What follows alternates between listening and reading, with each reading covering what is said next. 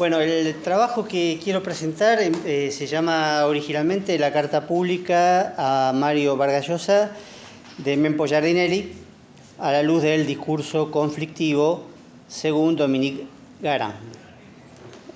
Bueno, esto, digamos, por supuesto no voy a leer la carta pública, esta fue completa, ¿no? Sino que voy a analizar algunas cosas aisladas que me sirvan para la argumentación general, si es que la hay.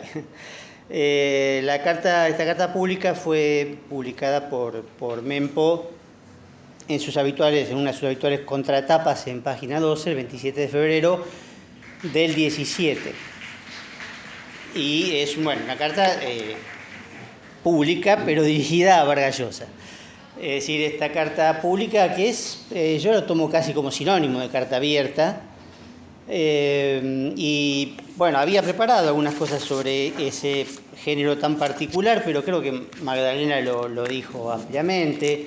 Tenía justamente algunas citas de ella para comentar, pero en realidad las acabamos de escuchar, así que no sobre la intervención, digamos, de la carta abierta, o sea, como género para intervenir políticamente de un colectivo, creo que está todo dicho de manera muy bien por Magda. Yo agregaría simplemente que el hecho de la carta pública o abierta es un género discursivo bastante peculiar porque de alguna manera incluye una especie de contradicción en sí misma. En principio, la carta es un género que originariamente pertenece a un ámbito o a una esfera íntima, familiar incluso, digamos, ¿no? Que se dirige de individuo a individuo, que se ensobra y que solamente la puede abrir teóricamente su receptor, que incluso es sujeto de propiedad del autor, ¿no? Porque vieron que después se publican las cartas, o quizás no las quieren publicar, después vienen los herederos, ¿no? Que se apropian de las cartas y las publican, pero las censuran, ¿no? Sobre todo ya aparecen ellos mencionados. Hay también testamentos donde el autor dice que no se pueden publicar las cartas, o que sí se pueden publicar, o que estas sí o estas no. Bueno, ¿no? Está el tango "Quemá esas cartas", que también es muy interesante, ¿no? Y bueno, eso, digamos que esa carta que pertenece al ámbito íntimo o familiar o individual se haga pública implica otro género discursivo, completamente distinto.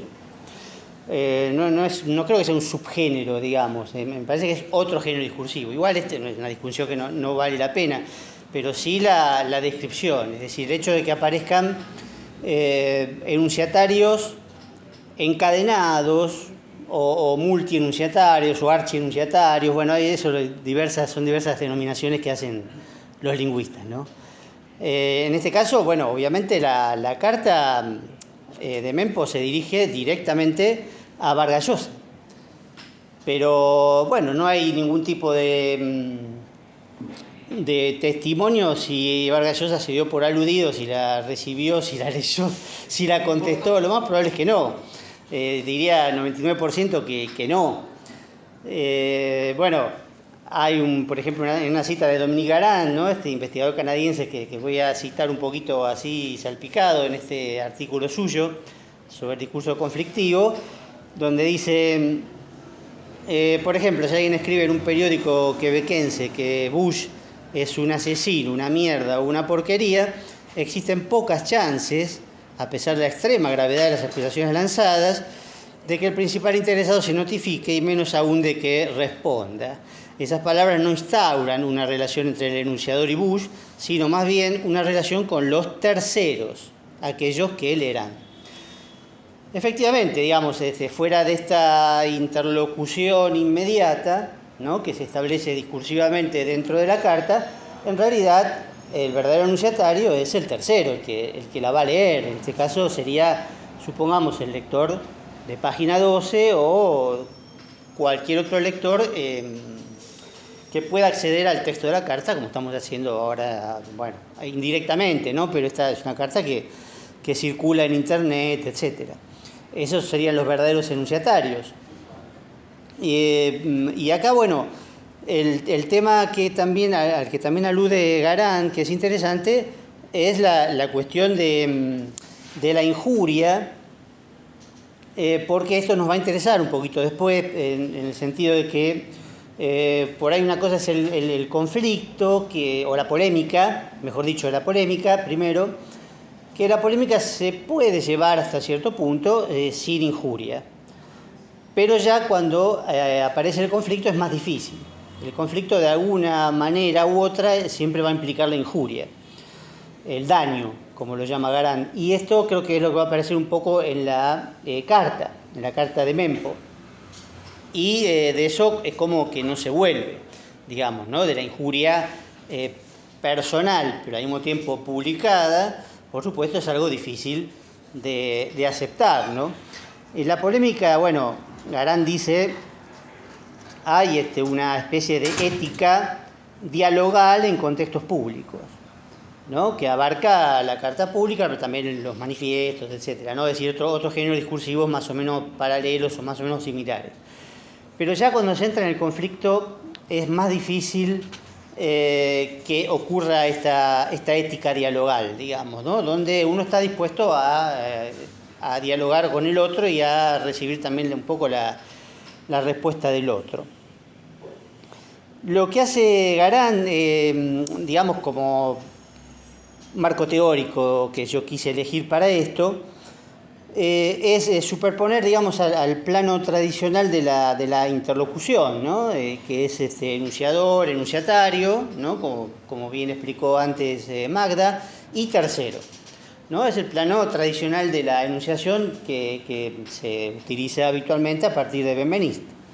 Pero lo que hace Garand es proponer, justamente en este tipo de discursos, la presencia de un etos, de un antietos y de un daño. Por supuesto que tanto el etos como el antietos están construidos por el enunciador, ¿sí? Pero acá este enunciatario inmediato es el antietos, es decir, alguien que se construye como una especie de adversario o enemigo y al mismo tiempo que se construye también a sí mismo el etos, ¿no? Esto en realidad, por supuesto, pasa siempre, ¿no? Siempre, digamos, que en este caso Mempo habla de sí mismo, habla de Vargas Llosa, y al hablar de Vargas Llosa habla de sí mismo, y al hablar de sí mismo habla de Vargas Llosa, es decir, simétricamente. Esto, por supuesto, en realidad pasa siempre que hay un otro, y cuando no hay un otro, digamos, no hay discurso sin otro, ¿no? Lo que pasa es que en este caso, por supuesto, se hace de manera muy, muy específica. En el caso de la primera persona, obviamente, tratándose de Mempo, va a estar siempre muy presente, ¿no? Pero bueno, es interesante ver cómo se construye ese etos y ese antietos, digamos, ¿no? Digamos, bueno, sin duda, yo podría leer fragmentos, bueno, no puedo leerla toda, insisto, pero, por ejemplo, cuando uno empieza la carta, habitualmente lo que hay es, como en todas las cartas, porque la estructura se mantiene, pese a que el contexto enunciativo es completamente distinto, hay un vocativo o un apelativo de segunda persona, que en este caso es admirado maestro, ¿no? Así empieza la carta, admirado maestro. Es interesante en este caso porque este es uno de esos vocativos relativamente simétricos, en la medida en que cuando yo llamo maestro a alguien, si no es irónicamente, de alguna manera me estoy llamando a mí mismo discípulo. Por supuesto, esto él lo va a desarrollar después, ¿no? Diciendo que él es discípulo, devoto, digamos, lo va a decir varias veces. Pero ya desde el vocativo inicial tenemos esa situación simétrica en la cual uno llama al otro maestro, con el agregado, por supuesto, de admirado. Este tipo de vocativo es una digresión totalmente por ahí fuera de lugar, pero fue inevitable en el momento acordarme de esa situación tan peculiar que tiene varias versiones, pero que en principio la cuenta uno de los protagonistas, que fue cuando se encontraron Rubén Darío y José Martí, en 1893, y 2 años antes de la muerte de Martí, cuando él estaba por dirigirse a Tampa para organizar la última expedición. Según se dice, hay varios testigos, pero lo cuenta Rubén Darío, lo que él le dice a Martí es justamente maestro, ¿no? Y Martí le responde, saludándolo, digamos, con relativa afecto según las versiones, le contesta hijo, ¿no? Lo cual es interesante porque, digo, si yo le digo maestro a alguien, hay que ver si esa persona, siendo un interlocutor real y cara a cara, va a aceptar ser mi maestro o que yo sea su discípulo, ¿no? Y en este caso, la actitud de Martí, es decir, el vocativo que le devuelve, puede ser una figura de modestia, digamos, no soy tu maestro en todo caso. Digamos, o sea, desviarlo. Soy tu padre. Soy tu padre. Bueno, pero también es desviarlo hacia, también, por supuesto, desviarlo hacia un aspecto familiar, afectivo, digamos, en todo caso, pero rechazando justamente el discipulado, en todo caso, ¿no? Pero bueno, me recordó a eso, que no tiene nada que ver aparentemente, pero que, bueno, digo, es que no sé si Vargas Llosa aceptaría, después de todo lo que le va a decir Mempo en la carta, decir que sí, bueno, es mi alumno, digamos, preferiría seguramente no serlo. Porque ¿qué pasa en esta carta? Bueno, habíamos quedado, por supuesto, que hay una relación etos-antietos muy clara, pero que a su vez, y esto es lo que quiero agregar respecto de Garant, para no repetir punto por punto lo que dice, porque si no se hace muy aburrido, es que tanto el etos como el antietos se desdoblan. Es decir, hay un procedimiento de duplicación, en donde aparece, por un lado, esta relación de discípulo y maestro, que podemos pensar en términos justamente intelectuales o de escritor a escritor, o en el terreno, sí, el terreno estético, o como queramos llamarlo. Pero, por otro lado, la carta en algún momento se va a desviar hacia el terreno político, en donde ahí efectivamente va a aparecer el antietos en toda su plenitud, cuando Mempo empiece a analizar las posturas político-ideológicas de Vargas Llosa. Entonces ahí se va a romper esa relación supuestamente de admiración o incluso de afecto para entrar en la parte injuriosa, y por supuesto la parte donde el antietos o el antisujeto se construye a pleno, ¿no? Es decir, la postura ideológica del enunciatario, de Vargas Llosa, llamémoslo de esa manera, para siempre teniendo en cuenta que se trata del enunciatario como figura imaginaria, ¿no? Es decir, por un lado escritor, por otro lado político, ideólogo, publicista, ¿no? A uno lo admiro, al otro lo detesto. A uno lo construyo como un grande, ¿no? Porque Mempo habla de grandeza, etcétera, como maestría narrativa, bueno, toda una serie de subjetivemas dedicados a la actividad o al Vargas Llosa escritor, y por otro lado está después el Vargas Llosa político vendido a intereses inconfesables, donde ahí ya entra directamente la injuria, con varias de las formas que Garant especifica bastante bien, ¿no? La descalificación, la nominación, y algo muy interesante que son los procedimientos de asociación, ¿sí? Porque con quien esté asociado, por supuesto, el antietos, efectivamente también lo califica. Entonces aparece ahí la figura del antietos asociado con,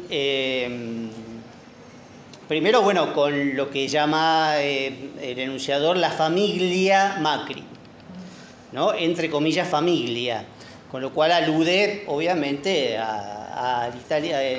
por lo italiano, al origen mafioso de la familia, no es lo mismo que utiliza Berbisky cuando lo llama Maurizio Macri, que es el verdadero nombre, digamos, calabrés, ¿no?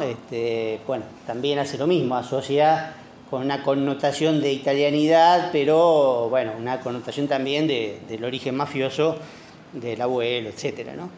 Eso es una de las formas de la asociación también, asociarlo a Macri, que a su vez es mafioso.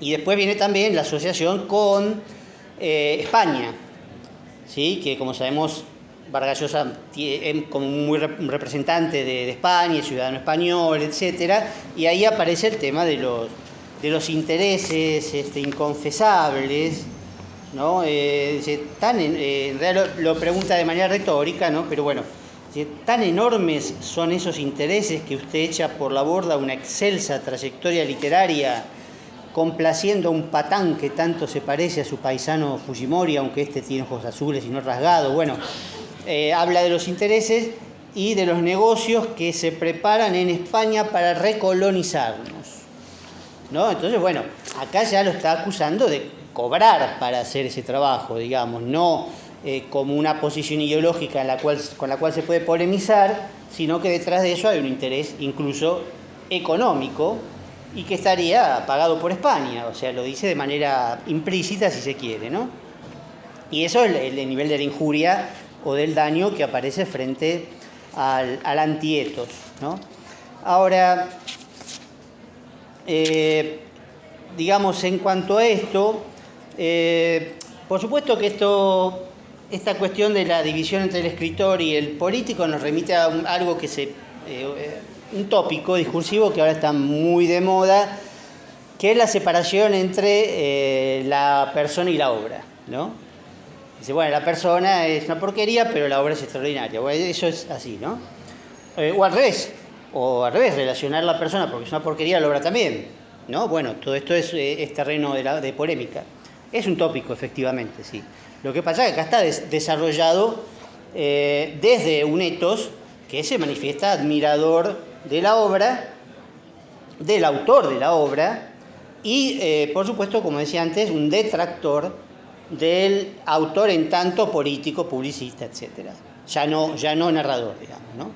Uno podría tratar de ver esto a contrapelo, ¿no? Por ejemplo, y rastrear, bueno, qué pasa con la ideología, o con esta ideología, o con esta postura política en la obra de Vargas Llosa. Es decir, si hay huellas ideológicas o una dimensión ideológica en los diversos niveles de la obra de Vargas Llosa. ¿Y desde cuándo, por ejemplo? ¿No? Yo podría tirar así como desde la Guerra del Fin del Mundo, ¿no? 1980. Ahí ya se empieza a notar una postura política clara en Vargas Llosa, ¿no? Que no puede estar tan simplemente diluida en la maestría narrativa que se le adjudica, o que le adjudica en este caso Mempo, ¿no? Entonces se puede ser un gran narrador, pero con una ideología deplorable dentro de la obra también, más allá de lo que piense, suponemos, que piensa, ¿no? ¿Sí? Dentro de la obra también. Pero esto, por supuesto, nos llevaría a otro terreno. Simplemente estoy tratando de ver que la estructura discursiva de esta carta, bueno, no es lo único posible, ¿no? Que está diseñada específicamente de una manera que uno podría contrastar con otras cosas, ¿no? Pero efectivamente este tópico está presente, ¿no? Y algo que, bueno, me interesa también señalar, ya que hablamos de dos etos y de, si se quiere, dos antietos, aunque el primero, por supuesto, no llega a serlo, que las dos partes en que está de alguna manera dividida la carta, separadas prácticamente por una especie de pero, ¿no? Que está igual, el pero está lexicalizado, pero es como un pero típico de lo que sería la figura retórica de la concesión también, ¿no? Es decir, es un excelente escritor, pero es una persona deplorable. Es decir, hay como dos partes claramente en la carta, y yo creo que de alguna manera la primera parte intenta legitimar la segunda. Es decir, como yo soy un devoto admirador y un alumno suyo, tengo derecho a criticar sus aspectos políticos, ideológicos e incluso económicos, digamos, ¿no? Sus intereses económicos, pero porque soy un admirador y un devoto. Si de entrada le dijera, bueno, su literatura no me interesa, bueno, digamos, no tendría el mismo sentido, ¿no? Pero esa construcción de etos que hace Mempo, de etos del enunciador como devoto, como admirador, de alguna manera legitima también su posición para criticarlo en la segunda parte. Eso sería, bueno, un poco mi propuesta. hasta el punto de que, bueno, de alguna manera nunca abandona esa posibilidad. Hay incluso, bueno, me estoy extendiendo un poquito, ¿no? Pido disculpas, pero... 20, sí, pero ya hasta 20. Justito, bueno, entonces son 2 minutos más. Hay incluso lo que llama Menguenó escena y escenografía en algún punto, que está muy bien construido porque dice el autor, bueno, pero es el enunciador, que incluso cuando se cruzaron personalmente alguna vez, se saludaron con afecto, ¿no? Una vez en Lima y otra vez creo que en Buenos Aires, ¿no? Eso es una escenografía construida para presentar esa relación que desde cierto punto de vista era positiva. Y después también hay otra escenografía que es la Feria del Libro, cuando Vargas Llosa iba a dar la conferencia inicial y se lo cuestionó y hubo un lío bárbaro. Y justamente Horacio González fue uno de los primeros, uno de los principales que se opuso y argumentó por qué, y bueno, también ahí recibió de todos lados, pero Mempo lo defendió a Vargas Llosa, es decir, defendió que tenía que dar esa conferencia, porque era el escritor Vargas Llosa el que iba a hablar y no la persona Vargas Llosa, ¿sí? Y él se cita a sí mismo, digamos, se cita lo que... sí. Como yo lo defendí, tengo derecho a reclamarle. Ese es el... Exactamente, tal cual, pero además... Claro. Por supuesto, sí. Porque está cobrando la factura. Y bueno, el tema es que por ahí no le va a llegar nunca, ¿no? Pero por las dudas, justamente a raíz de esto, digo, al final de la carta hay un solo enunciado totalmente suelto, después de toda una serie de insultos, ¿no? Que bueno, lo llama racista y clasista, bueno, toda una serie de cuestiones, ¿no? Incluso de sentir de vergüenza, ¿no? El etos como que siente vergüenza ante la posición del otro. Quiero yo que te defendí, Claro, sí. Pero aún así, sí, pero no se arrepiente del todo. Y el último enunciado justamente es seguiré devoto de su grandeza literaria, pero solo de esa. ¿Sí? Entonces ahí redondea, creo, lo que es la estrategia de la carta. Espero que se haya entendido, aunque fue un poquito desflecado lo que dije, pero bueno, no quería seguir paso a paso lo que dice Garán, pero bueno, espero que se haya entendido, así que agradezco la cita.